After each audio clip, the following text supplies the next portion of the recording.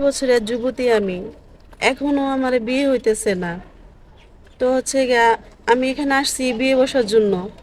কেউ যদি আমাকে যৌতুক ছাড়া বিয়ে করতে চায় তাহলে আমি বিয়ে করতে রাজি। আমার টাকা পয়সার কোনো কিছুর প্রতি লোভ নাই, আমার কোনো কিছু লাগবে না। আমি চাই শুধু ভালো মনের একটা মানুষ, যাতে যেন সারা জীবন সে আমাকে একটু সুখে রাখতে পারে। আসসালামু আলাইকুম আপু। ওয়ালাইকুম আসসালাম। আপু কেমন আছেন? জি আলহামদুলিল্লাহ ভালো। আপু কোথা থেকে আসছেন আপনি? গাইবান্ধা পলাশবাড়ি থেকে। গাইবান্ধা পলাশবাড়ি থেকে। আপনার নাম কি? সোনিয়া আক্তার। সোনিয়া আক্তার। বয়স কত আপু? 25 বছর। 25 বছর। মূলত আপনি আমাদের প্রতিবেদনের ক্যামেরার সামনে কেন আসছেন?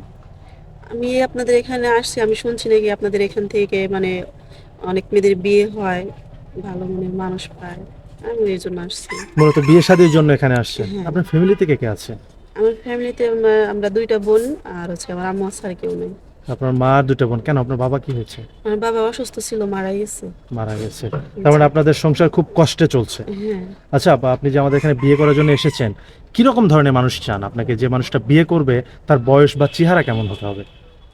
ভাইয়া তার বয়স যদি হচ্ছে গিয়ে বেশিও হয় তাতেও আমার কোনো সমস্যা নেই। এমনকি ধরেন যে আমার ভাগ্যে যদি থাকে বেশিও হতে পারে কিংবা কমও হতে পারে।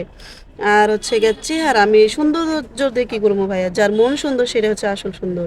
মূলত ভালো মনের মানুষ জি। চাচ্ছেন। আপনার সাথে যোগাযোগ করবে কিভাবে? আমাদের হচ্ছে দুমুলা খাইতেই অনেক কষ্ট হয়ে যায়, ফোন কেনার মতো সামর্থ্য নাই, তো আপনাদের নাম্বার দেওয়া থাকবে, আপনাদের সাথে যোগাযোগ করলে আমাকে পাবে। আমাদের সাথে যোগাযোগ করলেই পাওয়া যাবে। হ্যাঁ। সুপ্রিয় দর্শক, এই মুহূর্তে স্ক্রিনে একটি নাম্বার দেখতে পাচ্ছেন। এই নাম্বারটি চ্যানেল কর্তৃপক্ষের।